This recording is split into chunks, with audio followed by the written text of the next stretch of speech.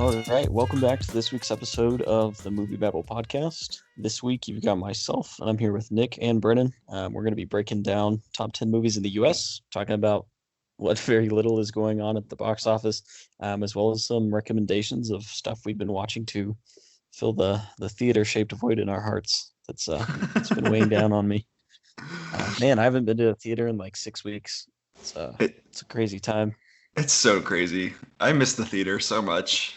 It's just, I feel like I'm getting that stage now where it's like I really need a haircut really badly. Like it's like you like start trying weird things with like your facial hair. It's like you grow a mustache out just to see what it looks like. It's just it's a weird time for me, guys. What was the last movie you guys saw in theaters? Bloodshot. Ooh, I had lined up a triple feature with Bloodshot, Emma, and Onward, and then I forget why, but I could only make it to see Onward, and it's just I don't want that to be my last theater experience ever, you know? I mean, at least if it was like Incredibles 2 or something, I'd like it a little bit more, but it was one of the most average theater visits I've ever had, and I don't want to end on that. Yeah, when I went and saw Bloodshot, like I saw it like the Thursday night. And I feel like Friday into Saturday of that weekend, it was like March like 13th or whatever. It was like when like everything got really bad and everyone really started to hunker down. But like that Thursday, I'm just sitting there, just watching like Vin Diesel just mug to the camera, and in the way Vin Diesel does. And I was just thinking, it's like, man, if I get the coronavirus, like seeing Bloodshot, I'm gonna hate myself so much because it was just so stupid. Ugh, Bloodshot. Yeah, the last two I saw double featured, The Way Back and Emma. So I'm content with that. But I mean, it's been a while now. That was back at like first or second week of March, so it's hurting, but still a little ways to go. But I mean, we've been busy. We've been watching a lot of movies at home, and we'll get into that a little bit today as well. And I think the interesting thing will be that like when theaters open up, theaters are going to open up before movies are going to release. So I think we'll see, and I mean, they've already talked about like in China, they're doing the Avengers movies, but I think it'll open the door for a lot of these studios to re-release some stuff, which I think will be really cool. So like the day before I saw Onward, I saw the King Kong re-release. So I think if we could get a lot more of that this summer, since I mean, there really isn't a summer blockbuster season until the end of July now. That we can actually have a somewhat worthwhile theater going experience over the next couple months. Yeah, I'm kind of hoping for like I know there's some smaller movies. Like I felt really bad for Never Rarely Sometimes Always, which I know Collin and I both saw at Sundance, and it opened that same weekend as Bloodshot, and in like 4 theaters like in New York and LA, then went straight to VOD. I kind of hope for that one to get a re-release of some sort. I feel the same way for First Cow. The delightful looking Kelly Reichardt movie from A24 that was in theaters for like a small time too. I am hoping that some of these movies kind of figure out a way to get back into some theaters at some point. Yeah, and you look at like The Green Knight is still scheduled for the end of May, so we may see some of these smaller movies that have held on to their release dates that actually have pretty good hauls because there's nothing to compete against. Yeah, I think some of these other movies do need to come back, though. I mean, especially the smaller ones that you guys were talking about, First Cow. Yeah, I'd really want them to come back. So if we're able to get the theaters up and running again, and there's kind of a void to be filled, I think it would be worthwhile for some of these studios and A24 especially to bring back some of these movies for a little bit. Yeah, and I think it's really smart as well for I think just Netflix in the interim because we'll talk about it more, but they've had so much stuff come out the last few weeks, and I forget where I read it, but there was a report that basically said that all of Netflix's 2020 slate has been shot already. So like it's all like basically done. So I mean, it's gonna be a little tougher to edit and like when everyone's kind of zoned off as they are now, but like at least everything's shot. So like realistically, everything will be done for them, and like so they're like releasing like. I don't know, like a few like items every week now, which is just insane to me. But it's just like every week, I feel like I understand like the power of Netflix even more because they're just like they release a crazy big movie with Chris Hemsworth, and they also have like a really interesting documentary about the circus of books in LA. Like they're just like, I don't know, like every Friday, and like I see like this things like what's the new thing is like on their homepage. It's just crazy to me, like the amount of stuff they're pumping out. Yeah, I mean they're worth more than Disney right now, which is just crazy to think about. It's so insane. But I mean, like you look at it, and really, like all these studios have a lot more that would have, like Disney, has parks and a whole lot of this merchandising stuff that's kind of shut down right now. But Netflix, like, isn't really being weighed down in terms of access to what it's trying to put out, and so like they're just in such a phenomenal position to be making money and getting people on their service right now. Definitely. I mean, it's kind of the not. I don't want to call anything about this perfect, but it's the perfect storm for Netflix. It really is, because I feel like for a minute there, like when Disney Plus was launching, and there was also news with like HBO Max like coming out and like Peacock, like whatever the hell that's gonna be. Like I feel like all of us were like, ooh, I don't know, like Netflix, like are they gonna survive? And like I feel like at this point, it's like yes, like of course they are. Like they're like unless something crazy happens, which I don't know, like saying that in like this time feels kind of weird, but you never know. I think like they're like so like clearly like at the forefront of all this. Like Disney, like when was like the last new thing Disney Plus released? It was like that movie like Stargirl, which I think came out for them, and like no one talked about. So like I feel like just Netflix, I just think is just so like far superior to everything else that's out there. Yeah, and I mean Netflix kind of, they didn't really have to do anything to earn this, but none of the other streaming services that are supposed to launch this year have really launched yet. It's like HBO Max is still about a month out. Peacock is towards the end of the year. And so like all these Netflix killers are currently doing nothing while Netflix is just growing astronomically because nobody can leave their house. Yeah, and I can't say I'm quite the Quibi head. So like I don't think that's gonna be doing much either. And I've been thinking about, it's funny because I've been thinking about like, hey, should we talk about Quibi at some point? And then I have like the realization where it's like, no, I don't really want to. I have no desire to talk about that. Nothing really to say. Yeah, they were pretty aggressive trying to get people in for the 30-day, or I think it was even longer. I think it was like a 90-day trial. Yeah. And I've yet to talk to somebody that's like, oh yeah, I have Quibi. Pour one out for Quibi. You hate to see it. So like, they literally cannot give it away right now. It's only a 500,000 downloads on the Android store. Didn't even break 1 million. So rip Quibi. Yeah, not great. It's rough. But good thing we're not here to talk about Quibi, because we've got some Netflix rankings to break down. So I'm going to run through the top 10 for Netflix movies this week, which had a pretty surprising amount of animation, in my opinion. But number 1 was Extraction, which was the Chris Hemsworth, produced by the Russo brothers action epic, followed by The Willoughbys, which those are new Netflix properties. And then Despicable Me is in the number 3 spot, followed by Django Unchained, which re-released on the platform. It's been on there before, but came back. And Angel Has Fallen, which is, I think it's kind of hung on the past couple 10 weeks. Or top 10 the past couple weeks as well. And then Code 8 was in the number 6 spot, followed by The Green Hornet at number 7, Incredibles 2 at number 8, Angry Birds 2 still hanging in there at number 9, and surprisingly The Grinch at number 10.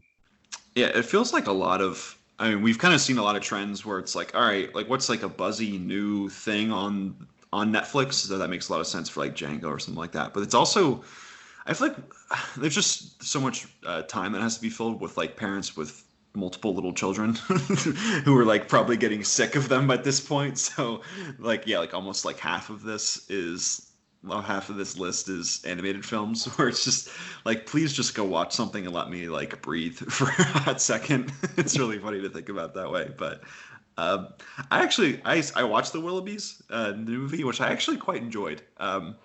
I should say I really like the first half of this movie because, I guess for background, it's basically there's a group of kids, a son who's voiced by Will Forte, and then a daughter. I forget the character's name, but it's voiced by Lisa Cara, the singer, which is really interesting. And then two twins who they're just like they're kind of like the weird twins you see in every like one of these animated movies. But basically, their parents hate them, and they're like these British people that are like stuck in like the 1930s, where like they don't know what phones are. It's a really funny gag, and they're just like they held on to their house, and the like the surrounding area around their house is just like it's just like New York City or something like that, and like in the middle of this is just like their like super old like kind of like gothic looking house. It's really funny. But yeah, like they basically like their parents just like hate them, and like they come downstairs and like the parents will eat all the food, and then the kids will ask for some, and they'll be like, no, like you like how dare you ask us for food. So the first half of this movie is like really like low-key really dark. Like the parents hate these kids, and so the kids are like, all right, well, we're gonna get rid of them. So they basically send them on like a crazy like trip throughout, like just like they pick out like they pretend to be like a travel agency, and like they like send like here like let's go on this crazy trip. So they like try to send them to like the most like dangerous places in the world to try to kill them. So it's just really dark, which I really appreciated. It's really funny. But yeah, and the second half isn't great. It's just kind of like the typical like, oh, the family you never thought you had was there all along type of thing that you see in all these animated movies. But I'd recommend the movie. It was really funny. I liked it a lot. It was really weird and zany. I had a really good time with it. Yeah, no, I mean, I'm probably gonna check it out. I don't really know too much about it, but I mean, it looks intriguing, and it's always interesting when Netflix drops their an original animated movie. I think it's just a little bit different, and they saw success last year with a couple of them. So, yeah, I'll check this one out for sure. Yeah, I'm not really planning on it. Which is my attitude towards most of Netflix's releases, but yeah, that's where we're at. It's actually I would recommend it. It's not great, but much like Klaus and these other like animated movies as you mentioned, Brennan, where it's a little different. The animation's it's slightly different, where it's kind of like a weird. It seems like it's a little bit of a hybrid 2D 3D type of thing, or maybe just kind of like stop motion. Maybe that's just because it was cheaper. Who knows? But it's very bizarre, and it has a really like kind of like angry, like a slightly angry and like deadly streak to it, which is kind of funny. I don't know if that's like great for kids, but like I certainly had fun with it. So I think like compared to like Angry Birds 2, The Grinch, and Incredibles 2, like maybe like The Willoughbys might be the best choice out of all these animated movies. I'd recommend it a lot. Like I said, not great, but there's a lot of stuff in there that I thought was really funny. Collin, give it a chance. We'll see. You know, I would, but I have all these Shrek movies to get through now, and I don't want to wear myself out.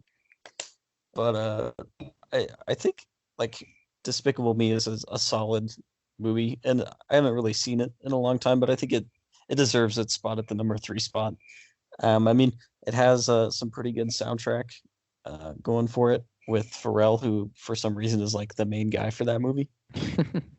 And I don't think the Minions were as obnoxious, but it's been like a decade since I've seen it, so I'm also not a Despicable Me expert.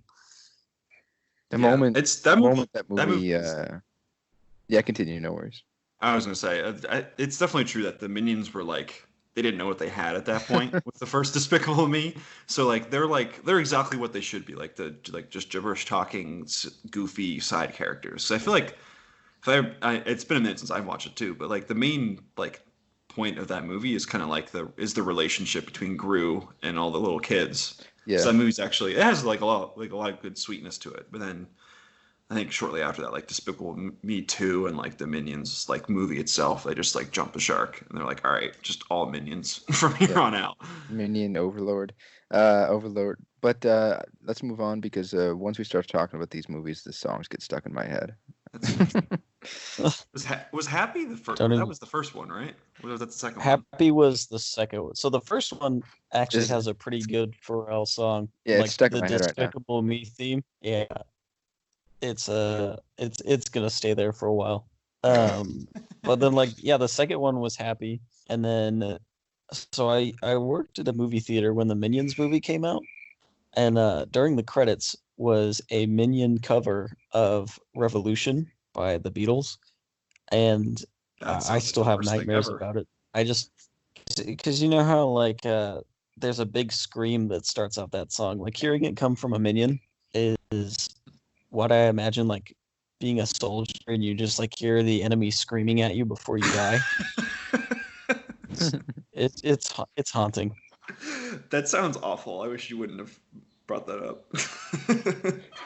It, give it a listen. If you're feeling too happy today and you just want to be knocked down a peg or two, just take a quick 4-minute listen and you'll definitely be having a worse day. Collin, I'll listen to it if you watch the Willoughbys. Maybe after Shrek. That sounds like a reasonable trade-off.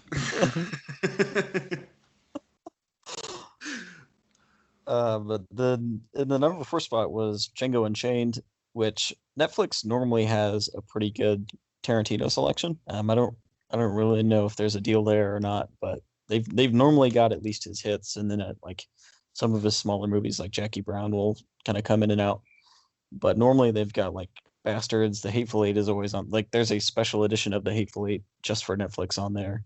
So I'm not surprised to see Django coming back to the service, and not surprised to see it succeeding because it is a pretty good non-Netflix movie for the service. It's been a few years since I've watched it. Go ahead, Brennan. Yeah, I've never actually seen it. That's one. I think that and Jackie Brown are the two that I haven't seen from him. So I'll get on that soon, despite it not being on the Canadian Netflix right now. But I find that a lot of the time, whenever directors do movies for Netflix, Tarantino didn't do a movie for Netflix, but Hateful Eight obviously has that Netflix kind of special cut with the 4 episodes or whatever. You see a lot of that director's library get opened up onto Netflix. Like Marty right now in Canada, at least, ever since The Irishman just a few months ago, we have like 12 different Martin Scorsese movies right now on the Canadian Netflix. So, I don't know. I just find that happens a lot. Even with Noah Baumbach, with Marriage Story, and even Meyerowitz. Since then, like all his other films have been dropped on the Canadian Netflix right now, and I just find that that's kind of a trend. Yeah, I've also noticed too, where it's like I think like there's like not even joking, like 30 A24 movies on Netflix. Well, there's something weird like that too. Like I don't even. It's also bizarre because they're teamed up with Apple now. I think Apple just like bought them outright, so they should be like. I know Sofia Coppola is making a movie through A24 and Apple TV Plus like later this year. So like you would think that they would like start to disappear on their service, but I guess not. They're just all there chilling. Mm-hmm.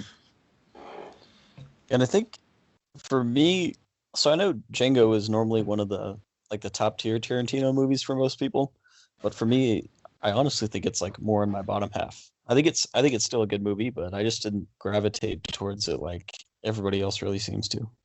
Yeah, I agree.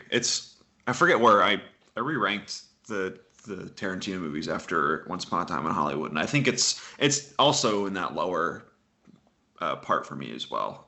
It's not as rewatchable. It's just not like as fun. It's just really rough sometimes. The third act gets kind of wonky, and then like Tarantino comes around with his Australian accent. It's very bizarre. But yeah, it's really fun, and like Leo is just like on one in that movie, and it's so crazy to watch him like just go nuts. I would like to revisit it maybe at some point, even though it is like 4 hours long or however long it is.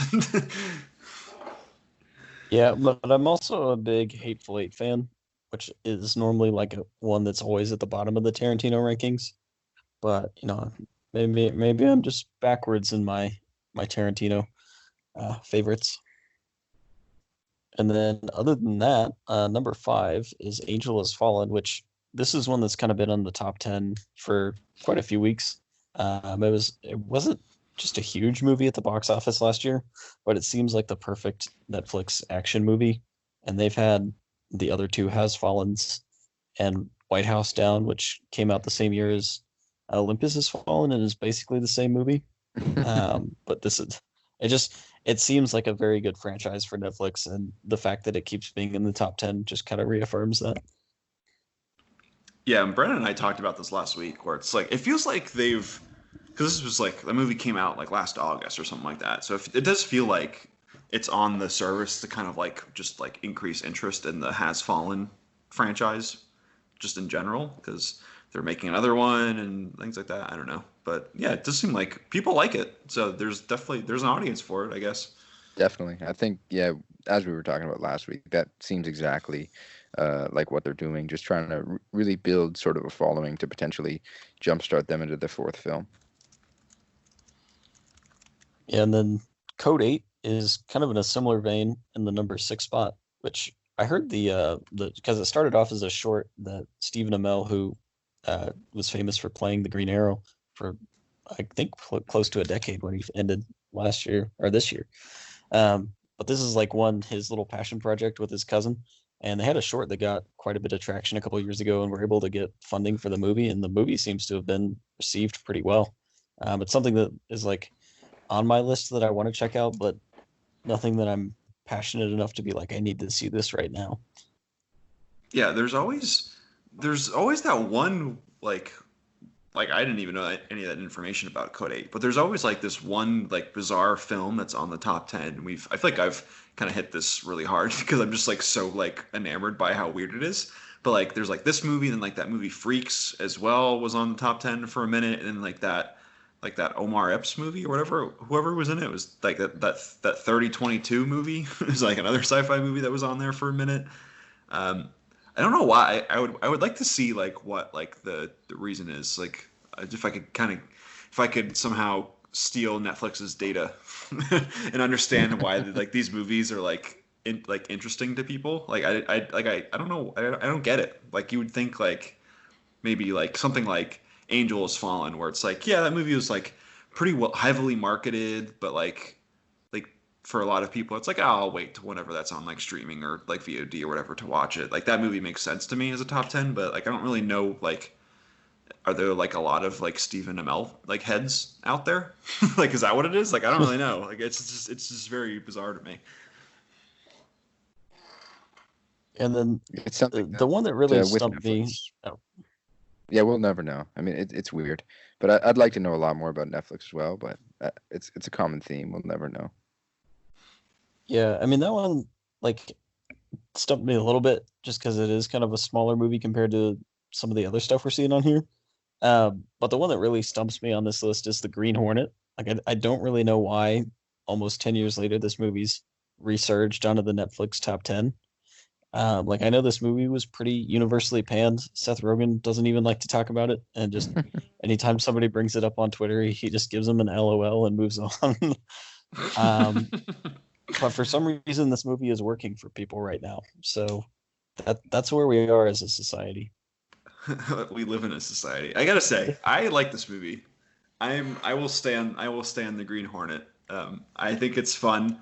I mean, this is also me not knowing, like I don't think I never watched the Green Hornet show, or like I think this was probably my introduction to the Green Hornet.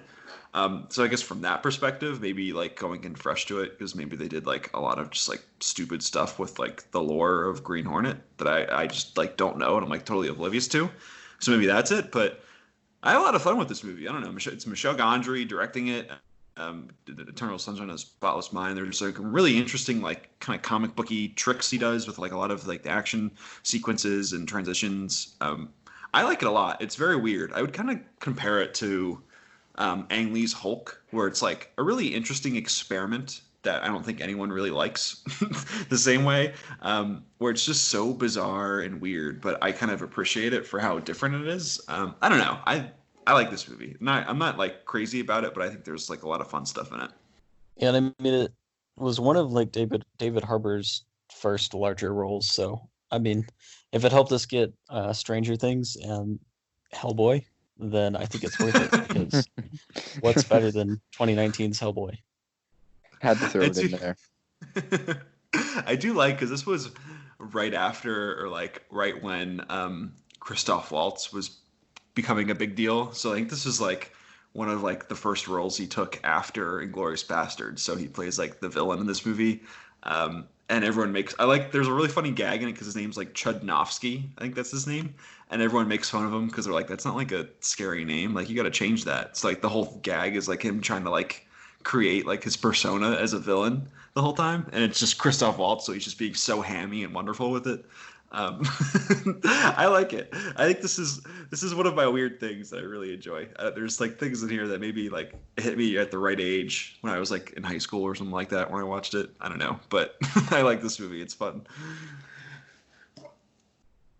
And then Incredibles 2 doesn't surprise me just because we have seen a lot more kids movies on the list. Because I mean, 8, 9, and 10 are all kids movies from Incredibles 2, Angry Birds 2, and then The Grinch is just I don't understand why. Like because it is a Christmas movie, and you know we're in the middle of April, but apparently parents are just looking for whatever will entertain their kids, and so they're like, you know what, we've already seen Angry Birds 2 5 times today. We're watching The Grinch. I honestly think that's what it is. I really think that's what it is. Like I mean, it's been like what? Like people are like going into like almost like week 6 of quarantine, depending on like where you like live at this point. And so if you have like a lot of small children, like that's rough. Like salute to all you parents out there. So like you need something to just like get by during the day. So it's like it's The Grinch. There's funny, goofy, animated stuff. Who cares? Christmas in April. Let's go with it. Yeah, I don't really understand, but also I do understand because I mean, we're coming into 6 weeks. We've got probably at least another 2 weeks, if not more, depending on what part of the country you're in for quarantine and self isolation. So I think we're gonna see more just kind of oddities like this pop up in the Netflix top 10. Yeah, no doubt, absolutely. But yeah, like that pretty much wraps up Netflix, because they're kind of the only thing going on right now as far as new movies are concerned. And then next month we'll get into HBO Max and get a little bit more new stuff. But right now Netflix is just kind of king. But there are some movie releases, mainly Netflix and Hulu at this point. I haven't really seen anything new lately just because I've been using this time to get into some old stuff. But I know like Circus of Books and St. Francis, as well as The Willoughbys and Extraction, are new releases that are still coming out despite everything going on. Yeah, I guess this is the time to talk about Extraction, which is a movie that I'll probably forget about fairly quickly. But yeah, this is number 1 in the top 10. But it's Chris Hemsworth, and basically he's just like this like special ops dude who just if you need to pay a guy a lot of money to go save someone, that Chris Hemsworth's your dude. So basically, it's just kid gets kidnapped by a rival drug lord. There's like this movie pits 2 drug lords together, one in Bangladesh, and I forget what the other one is. But basically, it's just Chris Hemsworth to go in there, save the kid, get him out of there. And that's basically the whole movie. And it's one large excuse for just an insane amount of just stunts. And I will say that the stunts in this movie are like kind of incredible. They're really fun to watch. Like there's one really good scene. I think it's like 30 minutes into the movie. It's like 12, 15 minutes long, where it's just like a massive fight, and he stumbles out of like a building, and then he goes into a car. Then he has like a knife fight in the middle of like a weird like little bazaar there. There's just like people just like walking around like, yo, there's just like a knife fight over there. It's bizarre. But this movie is just so like self-serious. Like all the John Wick movies are like really, really fun in how violent they are. There's a playful, like balletic kind of like nature to them. And this movie is just like super grimy and so self-serious that it was really hard to get invested in anything that this movie was trying to lay down for you. It's really tough beat.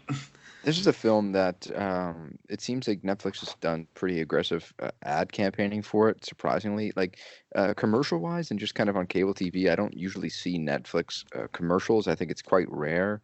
But I just sitting down today watching TV, I think I saw a commercial for this film twice, maybe 3 times. So that was kind of interesting to me. Maybe they have some excess cash they're willing to spend on ad promos, but I don't really recall Netflix doing that much in terms of TV ads. But for some reason, I've seen a lot for Extraction. Yeah, I feel like Yeah, there's sorry, Colin, but there's like a few every single year where they pump a pretty good amount of money into them. Like I know that this movie costs like 60 to 70 million dollars, like right in that range. Like it's a pretty expensive movie. And so like and it has like Chris Hemsworth is your lead and like the visionary director Russo brothers are tied to this and that's what they've been advertised as. But I feel like there's like every like I feel like Six Underground was pretty heavily marketed like last year, the end of last year as well. Like I feel like there's a couple where like we like they know that like teenagers are gonna watch Tall Girl on the service, you know, like no matter like how hard they advertise it. But I feel like there's a couple where it's like, especially in this time where they're looking for new subscribers and like during this downtime and no one really has anything to watch.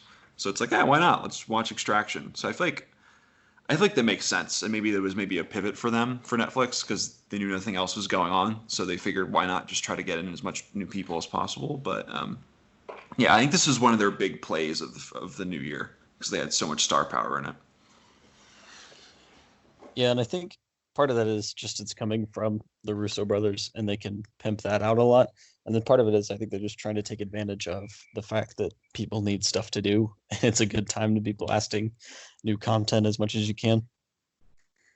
Yeah, because like the only thing like the one big thing, it's funny because like I feel like ESPN has been another decent winner because they're showing the Michael Jordan doc, the 10-part series, which has been like everyone's been freaking out about it in sports like circles. And like that and like the NFL draft, which just happened this past weekend. Like those are like the only things that have like happened other than like whatever the big Netflix releases are. So I don't blame them, you know. It's like why not? Like nothing else is happening. Let's make everyone watch Extraction and get on our service and hopefully they forget that they signed up, so we just keep billing them every month. I think it makes a lot of sense from my perspective. Yeah, it's definitely no surprise, and I mean it seems to be doing pretty well. I won't be surprised if we get a sequel, just because at least like the critical reaction has been kind of mixed, but I think the audience reaction has been fairly strong, and kind of like you were saying, the action is really what's carrying this. So I think we'll see more of it. It's so there is like a slight tease for like a sequel, and it's so stupid. It made me so angry because just I won't spoil it here because it's a new movie, but the way the movie ends, and there's like a little bit of like a teaser at the end for like something to happen going forward, and it just like it was like such like an fu, like the way like what just transpired beforehand. But yeah, my guess is we'll be seeing more if these people are available. I mean, Hemsworth is maybe or maybe not in Guardians 3, so he could have an opening. There you go. But yeah, that kind of wraps up new stuff. But we've been filling our time with sometimes really old, sometimes sort of old stuff. Just catching up on movies and revisiting some favorites. So let's take this time to talk about some beautiful movies. I'm going to talk about the worst movie I've seen since coronavirus started, and that is Scream 3, which I decided to watch last night. And I mean, I like the first two Screams well enough. I think the first one especially is pretty fun and inventive, but Scream 3 was just really annoying for me. And I've never been so uninterested in a movie as I was watching it, because it does this dumb thing where it tries to be meta, and so the plot of Scream 3 involves the making of the fake movie Stab 3. And so about every 10 minutes, one of the characters will like point out a horror trope or something about the script of Stab 3 and just like cheekily look at the camera. And then, lo and behold, that same thing happens in the actual movie like 10 minutes later. And it works in the first Scream when Craven does that, and it's kind of clever and like helps that movie stand out. And by the time we get to Scream 3, it's just obnoxious. And I was so ready for the movie to be done. And then finally, an agonizing hour and 45 later, it was. It seems like it's interesting because I think I've only seen the first Scream, so I haven't even seen 2. But it seems like I've heard at least in some circles where it seems like Scream 3 is starting to go through like some sort of like no, like this movie is like actually good, and we haven't been like appreciating it for what it is this whole time. So it is really funny to hear you say like, no, this movie is like awful. No, this Scream 3 is like Joker in the sense that it thinks it's being clever, but it's not. It's just saying things very loudly. How dare you defile Joker? The best movie of 2019. Okay. So that's been my anti-recommendation. I guess you can count it as a recommendation for the first two Screams, but just stop there. Yeah. Perfect.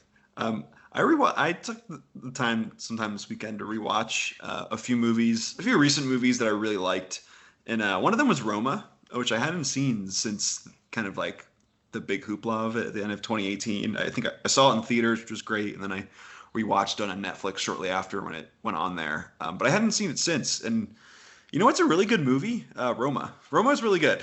Like, it's interesting because I feel like we all get like trapped in like, oh, what's next and what's all coming, and we all get excited for the next Oscar season. But I feel like we like maybe like it's died down a little bit, but I feel like we don't really get a lot of Roma conversations anymore. But this movie is so good.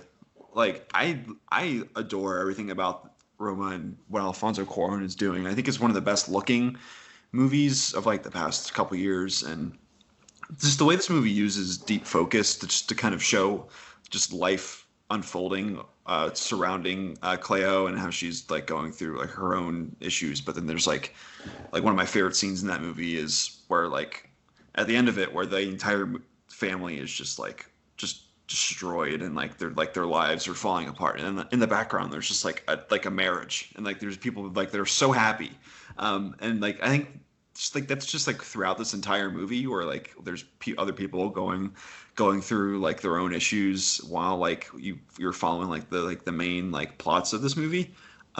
So I just find it so moving, but I think it's just so terrific. And I think it's also for anyone who hasn't seen it and who's kind of like was like thinking about seeing it, but then they just decided not to. I think it's a really good entryway into foreign film, and kind of like if you're even like a little like standoffish towards black and white, like I think it's a really good entryway into all of that, because it's like 2 hours and 15 minutes, but it really moves, and like it's super accessible, and all the emotions in it are like really, it's like so devastating, and like anyone watching it can kind of really get a lot out of it. So that's my 2 years late recommendation for Roma. It's so good. I love everything about this movie. I was nervous because it's like I'm pretty sure I made this like my number one movie of 2018. And I was like, oh, like, let's see how this, like, if this holds up or if this was me getting caught up in everything. But no, this movie is just terrific. I love everything about it. I think you're right in the respect that it's a good entryway for people who maybe, as you said, standoffish to foreign films or black and white movies, because I do think it's pretty accessible for the most part. I think pacing is something that, I mean, I like the movie a lot, but I think for a lot of people who maybe aren't into capital C cinema, if you will, I think maybe the pacing is what would turn them away, if anything, because for the most part, I don't think this is a film that's hard to follow dialogue-wise. I don't think the black and white hurts it. I think it helps it. So yeah, you're right. I think it's a good gateway for people who are kind of standoffish to those aspects. But yeah, it's still a great movie. Yeah, and like I just like. There's a few scenes like when it first started, and like you hear like the hustle and bustle of like just like that street in Roma, and it's like, oh shit, here comes all the emotions again. Like, it is such a strong emotional movie for me, where I mean like the ending is just like unreal, like how like emotionally like resonant that it is. It's I love it. I love this movie. It's, if you ever need a good cry, this was me. I was in a puddle when I was watching this the other day. It's so good. I love it. And it's a movie where you don't really, for me, when I first watched it, I remember distinctly. I've seen it twice. I watched it like when it came out on Netflix and kind of all the buzz happened around it. I watched it twice that week, and I haven't watched it since. But I remember watching it. It's a movie that you don't really know how invested you are until certain things happen within the film, and then you kind of feel it all at once. Yeah, it's got so many like really long takes, and it just kind of sucks you in. And I kind of what I was saying before, like there's just so much stuff going on in the background of this movie. Like I was really focusing in on a lot of that because like I know the story at this point, but like there's just so much like beautiful stuff going on. Like there's like the movie theater scene early on where Cleo tells Fermin, the naked dude with his just he loves his martial arts, that guy. He's saying like, oh, like I'm pregnant, and like there's like a group in front of them having like a really like they're like also kissing and just having like a really like warm conversation, and it's just so great. Like the amount of like, I mean, it sounds so cheesy to say like, oh, like all the life happening before your eyes. Like it sounds like so like pretentious to say that, but it's so true. Like there's so much great stuff happening in this movie other than just the plot itself. No, yeah, for sure. I agree 100%. And then kind of just some movies that I've been jumping into. I watched Loving Vincent the other night. Have you guys seen it? I have not. Okay, so it's from 2017, and I watched it, and just after watching it, I figured why not watch Willem Dafoe's At Eternity's Gate the next night. So that's kind of what I did, back to back Vincent Van Gogh films. Loving Vincent is actually the first movie ever that is it's animated, but it's the first film ever that's all paintings. So the animation is literally all done by hand paint. And it is incredible to watch from just an aesthetic standpoint. Now I think that it's definitely style over substance in the fact that the narrative isn't as strong as what you're watching on screen, so to speak. I mean, it's still a watchable movie, and there's still a lot of good stuff in there, and there's a good narrative in there, but it's not as strong as the art. But it's just gorgeous to look at some of these paintings. It was done by over 100 painters. I know Saoirse Ronan, she voices a character in this film. I forget who else is in it, but for the most part, it's all in English for the most part. But there are a few scenes obviously where they go into French, but this is a really good movie. Then the next night, Eternity's Gate, because I kind of wanted to see Defoe's performance, and I know that it's kind of weird because every few years there's a Best Actor, Best Actress nomination in a movie that no one's really not heard of, but no one's really seen. I think in 2018 this was that, because you had Rami Malek for Bohemian, you had I almost said Dick Cheney in Vice, but Christian Bale playing Dick Cheney in Vice. You had Bradley Cooper, and I think Vigo as well for Green Book, and then you had Willem Dafoe kind of sneak in there in the fifth spot. I think that was the five. And At Eternity's Gate was the film out of those five that I think no one saw pretty much, and it's really worth a while. I didn't love the movie, but there's a lot in there to enjoy. It's a beautiful movie, and I really thought it was going to be a lot more biographical or autobiographical, but it really is kind of a look at mental health, and it is really just a beautiful movie for sure. And his performance is fantastic as always. He can do no wrong. But yeah, it's a really neat movie. And if you're wanting to watch a film that's just aesthetically just so beautiful, because they really try to. He loved to paint nature, and they really try to paint nature in a beautiful light in this film. There's so many great shots and great sequences throughout this film. Yeah, those are two that are on my list of movies I need to see. And I feel like there was always that one kind of like weird Best Actor nominee where like the winner is always like some guy who's playing a guy that you know from history, or like some kind of like version of that. But there's always like that guy who just is like in that random movie, and it's like, oh, good for you, guy who got nominated. I mean, like this year we had Antonio Banderas for Pain and Glory, which is I think was actually my favorite of the bunch of those of the nominations. But like I love that movie, but like I don't like no, not a lot of people saw that. And like a couple years ago, there was like Vigo was for Captain Fantastic, which was like another movie that no one saw and I still haven't seen. It does just feel like they always have like that one slot open for just like oh, here's like a really interesting artistic choice by like in a movie that no one's seen, but we're gonna congratulate them. I feel like that's always like an Academy move. Yeah, and I think that's pretty accurate. There's always the outlier, and then you'll have like Joker that pops up. But before we move on, I will say with Loving Vincent, the animated film, I just definitely want to recommend it just because of the painting and the style that went into it. I mean, there were 65,000 frames, all done by artists, and it's just gorgeous to watch in that way. And for it to be the first movie too that's just completely animated, done with paintings, I think it's definitely fitting for someone like Vincent Van Gogh. Yeah, it's definitely one that I'm interested in, but we'll just get around to it whenever I do.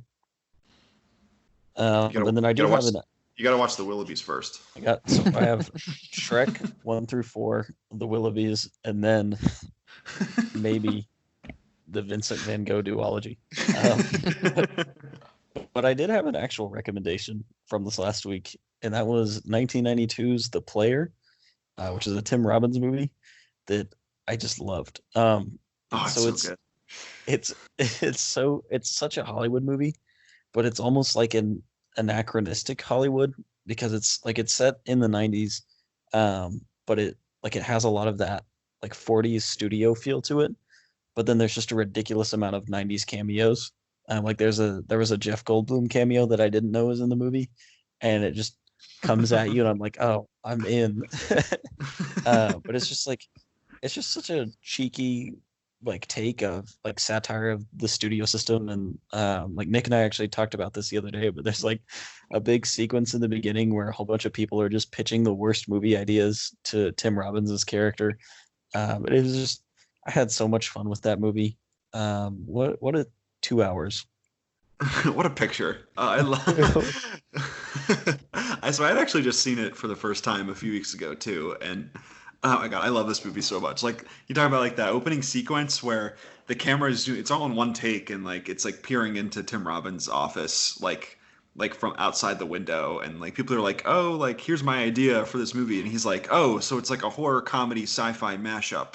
Oh, interesting. It's like all like literally every genre put together. It's so funny. And they're like, oh yeah, we'll get a new hot star. And like all of them say like Julia Roberts or like, and if it's like a guy, they always say Bruce Willis. And there's a hilarious payoff at the end of that movie with with those two actors. It's so good. But I love like there's like all these like Collin said, like it's this really funny like kind of like remarking on like Hollywood history, and like people are walking around outside and they're like, oh, what was that one movie with the really long take in the beginning? Oh yeah, Touch of Evil, right? And like they're talking about Touch of Evil as like the camera hasn't been broken, and like the scene is like 8 minutes long. It's so good. But yeah, Tim Robbins goes nuts in that movie.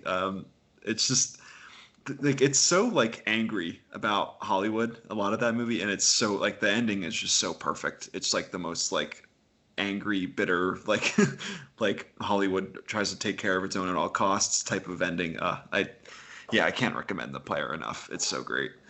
Yeah, it's weird because the things that I liked about The Player are what I disliked about Scream 3, because it just like plays off of this inside joke of the Hollywood that's going on inside of this movie, as like compared to the Hollywood that made the movie you're watching, that I think worked really well there, that just doesn't work at all in Scream.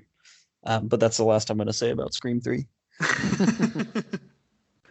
Yeah, there's a really good bit in there too when there's always like meeting people out for lunch. Tim Robbins, like he always has like these lunch meetings, and he runs in. There's a really funny thing with John Cusack. Like he just like they're like, oh yeah, you going to Sundance this year? And he's like, oh maybe, I don't know, whatever. It's like, all right, bye John Cusack, and like that's it.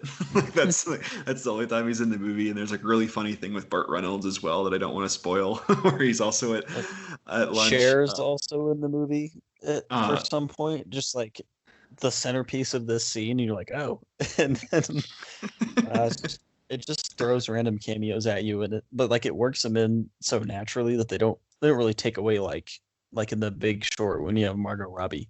But it's just like enough that you're like, hey, that person from the 90s, and then it moves on.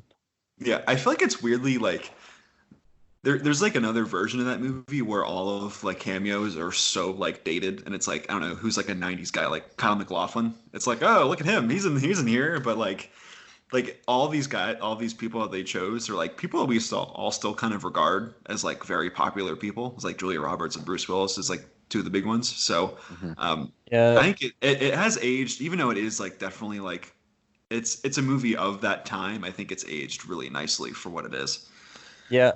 And I think part of it is like while the characters and the environment definitely feel very 90s, like the studio system that they built just feels timeless, and like a lot of the elements of like Tim Robbins going out and exploring Los Angeles a little bit feel pretty anachronistic, and I think that carries it a long way. Because if it was just like the Demi Moore cameo to the Bruce Willis cameo to the Jeff Goldblum cameo, then it definitely feel dated, but it spreads everything out, and it uses a lot of timeless elements to kind of keep it alive. but that is the player. That's probably one of my favorite Sundance Criterion Channel watches that I've had since I got the channel last month. Like it was just I had so much fun. It's so great, and like that's not even like we barely even talked about the actual plot of the movie, which is just kind of like how entertaining this movie is. Like all the stuff on like the sides are like so good, and there's also like, oh yeah, there's this really interesting like murder plot going on throughout the whole movie. Like it's so good. It's so good. I love it. I feel a little left out. I might have to get Criterion. I mean, every week you guys it's the onslaught of it. I might have to get it.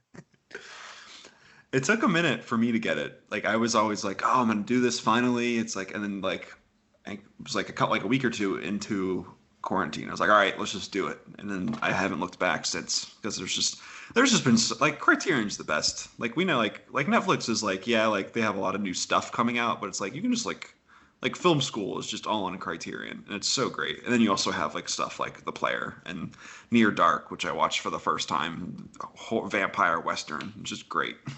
Like there's so much great stuff on. Yeah, and Shaft. And just and I watched Jason and the Argonauts for the first time the other day too. Like, and they're always adding new things and like taking things off, and like it's just they're always churning new things out. And even if stuff is like not necessarily like quote unquote like cinema with a big C, it's like they love a bunch of different kind of movies and appreciate them. So like I love that because there's just so much different stuff on there. Yeah, and they actually have, I haven't gotten into it yet, but they have a very big selection of the original Godzilla movies, like the Japanese and the American adaptations of it, which I didn't really expect buying into it, but I'm definitely looking forward to checking out.